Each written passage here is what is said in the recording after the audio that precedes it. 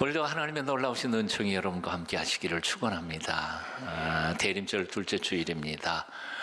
대림절 4주간 동안 우리는 기다리는 사람들이라고 하는 큰 대주제를 가지고 매주 소주제, 오늘 그 소주제는 준비하는 사람들입니다. 어떻게 생각해 보면 기다리는 사람은 사실은 준비하는 사람이라 이렇게 말할 수 있습니다. 학교에서 돌아오는 아이들을 기다리는 엄마는 마중 나갈 준비를 합니다. 퇴근하는 남편을 위해 아내는 부산스럽게 저녁밥을 준비합니다. 회사원은 다가오는 보고 시간에 맞추어서 사업계획 브리핑 자료를 준비하고 있습니다. 출발 시각을 기다리는 버스기사는 운전할 버스를 점검하면서 출발 준비를 합니다. 한번 따라해 보실래요? 기다리는 것은 준비하는 것. 네. 오늘 이사야 한 구절을 함께 읽어보실까요? 이사야 30장 18절 말씀입니다. 함께 같이 읽어봅니다. 시작. 그러나 여호와께서 기다리시나니 이는 너희에게 은혜를 베풀려 하시며 일어나시리니 이는 너희를 긍휼히 여기려 하심이라. 대저 여호와는 정의의 하나님이심이라. 그를 기다리는 자마다 복이 있도다. 아멘. 기다린다는 말이 여러 번 등장하죠? 앞에 다시 한번 띄워주세요. 여호와께서 기다리시나니 하나님이 기다리십니다. 이는 그 이유는 뭐 하려고 기다리세요? 너희에게 은혜를 베풀려고 기다리고 계신다는 겁니다. 여호와께서 일어나실 겁니다. 왜냐하면 너희를 긍휼히 여기기 위하여 일어나신다는 겁니다. 그래서 하나님을 기다리는 사람은 다 복이 있는 사람들입니다. 여기 본문을 보면 기다리는 주체가 둘이 등장합니다. 첫째는 뭐예요? 하나님이 기다리시는 거고요.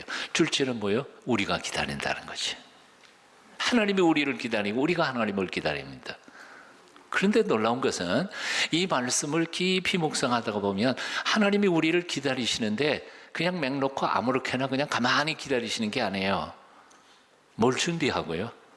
선물을 준비해요. 은혜와 긍휼을 준비해 놓고 그걸 주기 위하여 기다리신다는 거죠. 아멘. 하나님이 우리를 기다리십니다. 우리가 먼저 하나님을 기다린 게 아닙니다.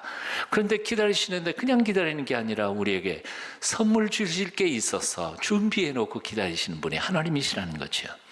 우리 위하여 선물을 준비해 놓고 기다리고 계시는 하나님, 우리 하나님 믿습니까? 성경을 주의 깊게 읽어보십시오. 하나님께서는 창세 때부터 인생들을 구원할 계획을 준비하고 계셨습니다. 창세기 3장에 인간의 타락이 나오는데 그 타락의 후반부에 이미 하나님께서는 아담과 하와를 위하여 양을 잡아서 희생의 피를 흘린 후에 가죽옷을 입혀주셨습니다. 여기 이미 구원의 상징적 의미가 들어가 있지 않아요. 하와를 심판하는 어느 속에 하나님의 심판의 재판문 속에 뱀이 여인의 발꿈치를 물을 것이다. 하지만 여인의 후손은 뱀의 머리를 밟을 것이다. 이 재판의 문구를 통하여 십자가 구원 계획을 하나님은 이미 창세기 3장 후반부에 선포하고 계시는 거지. 그리고는 때가 되니까 독생자 예수 그리스도를 이 땅에 보내 구원의 놀라운 사역을 성취하시는 겁니다. 그 하나님 모든 것을 계획하시고 준비하시고 역사하시는 그 하나님이 말라기 선지자를 통하여 오늘 말라기 3장 1절에서 이렇게 말씀합니다. 여러분 같이 한번 읽어보실까요? 말라기 3장 1절입니다. 시작. 만군의 여호와가 이르노라. 보라, 내가 내 사자를 보내리니 그가 내 앞에서 길을 준비할 것이요. 여기까지만 합니다. 뭘 준비하셨어요, 하나님이? 길을 준비할 사자를 하나님이 준비하셨어요. 그리고 때가 되면 내가 그 사자를 보낼 거다. 그리고 그 사자는 내가 가는 길을 준비할 것이다. 계속 준비해요. 계속 준비. 그런데 이 예언의 말씀이 선포된 지 500년 만에 하나님께서는 또다시 또 다른 사람을 준비해서 보내십니다. 세례 요한을 유대 광야로 보내서 선포하십니다. 오늘 누가복음 3장 3절 이하 6절까지입니다. 또 같이 읽어보실까요? 함께 읽습니다. 시작. 요한이 요단강 부근 각처에서 와서 죄사함을 받게 하는 회개의 세례를 전파하니 선지자 이사야의 책에 쓴 바 광야에서 외치는 자의 소리가 있어 이르되 너희는 주의 길을 준비하라. 그의 오실 길을 걷게 하라. 모든 골짜기가 메워지고 모든 산과 작은 산이 낮아지고 굽은 것이 곧아지고 험한 길이 평탄하여질 것이요 모든 육체가 하나님의 구원하심을 보리라 함과 같으니. 자, 이 놀라운 모든 구원 계획을 누가 준비하셨어요? 하나님이요. 그 계획을 누가 추진하고 계세요? 하나님이요. 그 하나님이 계시기에 우리는 기다릴 게 있는 사람들이고요. 그리고 오늘 나의 삶이 아무리 처절하고 힘들어도 가장 좋은 것은 아직 우리에게 다가오지 않았다는 소망을 가지고 기다릴 수 있고 준비할 수 있겠는 거죠. 아멘. 그렇게 준비하시는 하나님이 오늘도 우리에게 영으로 오셔서 우리에게 말씀하십니다. 수고하고 무거운 짐진 자들아 다 내게로 오라. 내가 너희를 쉬게 하리라. 이사야 55장 1절 이하를 통하여서 또 말씀하십니다. 너희 모든 목마른 자들아 물러나오라. 돈 없는 자도 오라. 너희는 와서 사 먹되 돈 없이 값 없이 와서 포도주와 젖을 사라. 너희가 어찌하여 양식 아닌 것을 위하여 은을 달아주며 배부르게 하지 못할 것을 위하여 수고하느냐. 내게 와서 들을 지어다. 그리하면 너희가 좋은 것을 먹을 것이며 너희 자신이 기름진 것으로 즐거움을 얻으리라. 너희는 귀를 기울이고 내게 나와 들으라. 그리하면 너희 영혼이 살리라. 아멘. 대림절 줄 때 주일 아침 이 모든 것을 준비해 놓으시고 우리 눈에는 보이지 않지만 귀에는 들리지 않지만 우리를 초청하시는 하나님의 음성을 여러분들의 마음의 귀를 열고 들으실 수 있게 되기를 축원합니다. 돈은 필요 없습니다. 갈망하는 마음만, 하나님의 도우심을 갈망하는 열망의 마음만 있으면 됩니다. 이는 마치 갈릴리 바다에서 밤새도록 고기를 잡았지만 한마디로 잡지 못했던 제자들을 위하여 갈릴리 해변에서 예수님께서 떡을 구우시고 그리고 생선을 구우시면서 부르시는 모습하고 비슷합니다.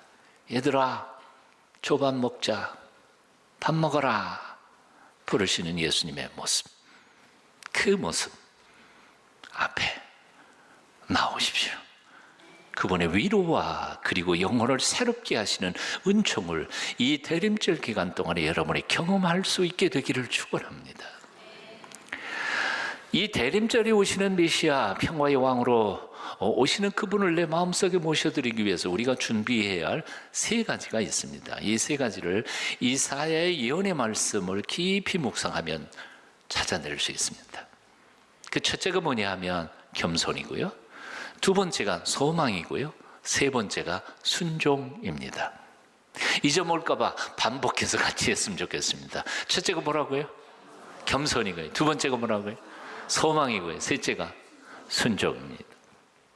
평화의 왕으로 오시는 예수님은 죄로 가득 찬 교만한 마음에는 오실 수가 없습니다. 교만한 마음을 꺾어야 합니다. 위로해 주시고 우리를 새롭게 하시는 왕이신 예수 그리스도는 목마르고 갈급한 심령에만 찾아오실 수 있습니다. 세례 요한은 회개라고 표현했어요. 회개의 세례 그랬습니다. 회개라고 하는 것은 아주 간단합니다. 이사야에 있는 말씀하고 똑같습니다. 어떻게 해요? 길을 어떻게 예비해요? 높아진 것은 깎아 없애야 됩니다. 골짜기처럼 낮아진 것은 메워야 합니다. 골짜기처럼 낮아져서 절망하고 낙심하는 마음속에는 하늘의 소망으로 꽉꽉 채워야 합니다. 교만의 마음으로 가는 사람을 걸려 넘어지게 하는 것들은 다 깎아 없애야 합니다. 그래서 길을 평탄케 하는 것입니다. 교만이 뭘까요? 간단히 말하면 하나님 없어도 나 혼자 잘 살 수 있다고 생각하는 착각이 교만입니다. 복잡하게 얘기할 것 없어요. 사랑하는 여러분, 하나님의 도우심 없이도 의미 있게 나 혼자 잘 살 수 있다는 착각을 버리십시오. 솔직하게 한번 생각해 보십시오. 내 인생 내가 시작했나요? 그리고 지난 날 돌이켜 보십시오. 내가 계획한 대로 내 생각대로 잘 됐습니까? 글쎄요. 내 계획한 대로 다 됐어요? 안 됐어요. 아니, 계획했던 것보다 된 거는 몇 퍼센트 안 돼요. 앞으로 남은 거 생각해 볼까요? 우리가 이 세상을 떠나는 인생의 마지막 순간을 우리 계획대로 될까요? 질문해 봅니다. 내가 어디서 죽을지 아세요? 어떻게 죽을지 아세요? 몰라요. 하나님께서 이게 내 인생인데도 불구하고 나하고는 의논 한마디도 없이 어느 순간에 내게 다가오셔서 가자, 그리고 내 영혼을 불러가실 겁니다. 이런 점에서 생각해 볼 때 내 인생은 내게 아닙니다. 철저히 나의 인생의 주인이신 하나님 겁니다. 솔로몬 대왕은 그래서 이렇게 고백합니다. 여호와께서 세우지 아니하시면 세우는 자들의 수고가 헛되며 여호와께서 지키지 아니하시면 파수꾼의 경성함 깨어있음이 허사로다. 너희가 아침에 일찍 일어나 밤늦게까지 수고의 떡을 먹는 것이 다 헛되도다. 인생의 주인이신 하나님 앞에 교만의 목을 꺾으십시오. 겸손히 엎드려 창조주 하나님, 그 하나님 되심을 인정하며 그분에게만 경배하십시오. 우리는 다만 그의 피조물이며 그가 허락하신 시간만큼만 살다가 그가 부르시는 순간에 우리는 그분의 품으로 돌아갈 수밖에 없는 존재임을 잊지 마십시오. 자, 그런가 하면 회개란 교만을 깎는 게 회개인 것처럼 사실은 교만이란 절망과 낙심의 웅덩이에 하늘의 소망을 채우는 것입니다. 교만이라는 것은 죄라는 사실을 너도 알고 나도 알고 다 알아요. 그런데 절망과 낙심이 죄라는 사실을 이해하는 사람 별로 많지 않아요. 왜 이게 죄가 될까요? 이유는 간단합니다. 교만이 하나님이 없이도 나 혼자 얼마든지 잘 살 수 있다고 착각하는 게 교만이라면, 절망이란 하나님이 있어도 별 볼 일 없다고 생각하는 불신이 바로 절망이기 때문에 그래요. 다시 무슨 얘기인지 이해가 되셨어요? 하나님이 있어도 별 볼 일 없다고 생각하고 절망하고 낙심하는 것이 바로 죄악이라고 말이에요. 그런데 실제로 얼마나 많은 그리스도인들이 하나님의 존재를 믿으면서도 절망하고 낙심하면서 살고 있는지 모릅니다. 그들은 하나님의 전능하심을 믿지만 나 같은 사람에게 하나님이 관심이나 있을까 하고 의심합니다. 그들은 하나님이 계시기는 하겠지만 나 같은 인간의 기도를 하나님이 들어주실까 지레 포기해버리고 낙심합니다. 지난날 내가 잘못한 실수와 죄 하나님은 결코 용서하지 않을 거야, 그리고 절망하고 낙심합니다. 그런데 이사야 55장 8절 이하에서 하나님은 이렇게 말씀하십니다. 내 생각은 너희 생각과 다르며 내 길은 너희 길과 달라서 하늘이 땅보다 높음 같이 내 길은 너희 길보다 높으며 내 생각은 너희 생각보다 높으니라. 하나님은 우리가 생각하는 것처럼 그렇게 마음이 좁아 터지신 분이 아닙니다. 융통성 없는 분이 아닙니다. 하나님은 우리들의 기준과 논리와 제도와 인연과 심지어는 우리의 양심까지도 뛰어넘어서 우리를 죽도록 사랑하시는 아버지 하나님이십니다. 그러므로 내 생각으로 그 하나님을 자꾸 제한하지 마십시오. 우리의 생각은, 하나님의 생각은 우리 생각보다 다릅니다. 하나님의 길은 우리의 길과 다릅니다. 하늘이 땅보다 높음처럼 하나님의 길, 하나님의 생각은 우리의 생각보다 훨씬 더 높습니다. 그러므로 내 좁아온 머리로 하나님을 함부로 제한하면서 낙심하거나 절망하지 말라는 겁니다. 절망하지 말아요. 낙심하지 마세요. 이사야 55장 6절 이하는 말씀합니다. 너희는 여호와를 만날 만한 때에 찾으라. 가까이 계실 때에 그를 부르라. 악인은 그 길을, 불의한 자는 그 생각을 버리고 여호와께로 돌아오라. 그리하면 그가 긍휼히 여기시리라. 우리 하나님께 나오라. 그가 널리 용서하시리라. 하나님이 지금 부르고 계시는 것은 당신의 선한 백성들이 아닙니다. 악인은, 불의한 자는 이라고 말하고 있습니다. 누구든지 하나님은 맞아주실 수 있다고 말이에요. 회개라는 말은 헬라어로 메타노이아라고 말합니다. 메타는 바꾼다는 뜻이고요. 노이아, 노에오라는 말이 생각하다, 그런 뜻입니다. 즉 메타노이아라는 말은 생각을 바꾼다는 뜻입니다. 회개라는 것은 그렇게 복잡하지 않습니다. 생각만 바꾸면 되는 거예요. 우리는 절망할 수밖에 없는 그 골짜기에서도 하나님은 기적을 만드실 수 있다는 사실을 믿으십니까? 생각 바꾸면 돼. 그거 불가능해. 아니, 하나님은 하실 수 있겠지. 생각 바꾸면 돼요. 그리고 믿으면 돼. 우리가 원더풀 워터풀 크리스마스를 시작한 지 10년이 넘어가고 있습니다. 10여 년 전에 맨 처음 이 선큰에서 워터풀 크리스마스 트리 점등식이 있었습니다. 그때는 언론들이 다 왔었죠. CBS에도 조선일보에서도 와서 사진 다 찍고 보도했습니다만, 그중에 점등식 끝나고 난 다음에 CBS 편성국장이 개인적으로 앉아있을 때 이런 고백을 하는 것을 그때 들었습니다. 아직도 기억이 남는 게 있어요. IMF가 막 터지고 그 추운 겨울에 노숙자들이 3,000명 이상이나 이 좁은 서울에 넘쳐나던 시절, 취재차 서울역에 가보니까 이거는 눈 뜨고 볼 수가 없더라는 거예요. 너무너무 불쌍해서 따뜻한 국밥 한 그릇이라도 대접했으면 좋겠다. 소망의 소리를 듣지 못하는 이들에게 주머니 휴대용 조그만 라디오라도 선물했으면 좋겠다. 그래서 선물 목록을 조금 마련해 놓고는 기금을 마련하는데, 누가 너도 나도 다 살기 힘들던 그 시절에 누가 돈을 내겠냐고.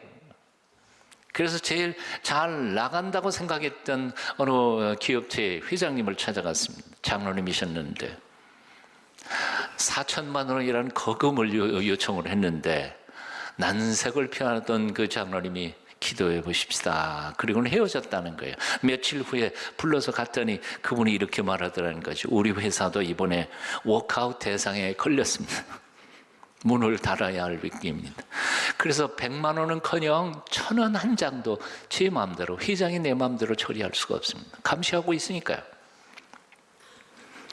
그렇다고 이 귀한 일에 내가 손 놓고 있을 수는 없을 것 같고, 그래서 가족하고 친척들을 모아가지고 있는 돈 끌어모아라. 그래서 4천만 원 마련했습니다. 이걸로 그저 귀한 일 하십시오. 그 엄청난 돈을 받아가지고 며칠 후에 막상 서울역 앞에서 행사를 시작하려고 했다고 합니다. 본래 그 장로님은 무명으로 해달라 부탁했는데, 막 시작하려고 하는데 식장에 메모지 한 장이 왔다는 거예요. 바로 그 장로님한테서 보내진 메모지였는데, 이거 읽어달라고 자기 인사하겠다고 노숙자들 앞에. 그 메모지의 내용은 이런 것이었습니다. 저는 이 기쁜 성탄에도 힘들어하는 여러분들을 위해 아주 작은 선물을 보내드린 모교회 장로 아무개입니다.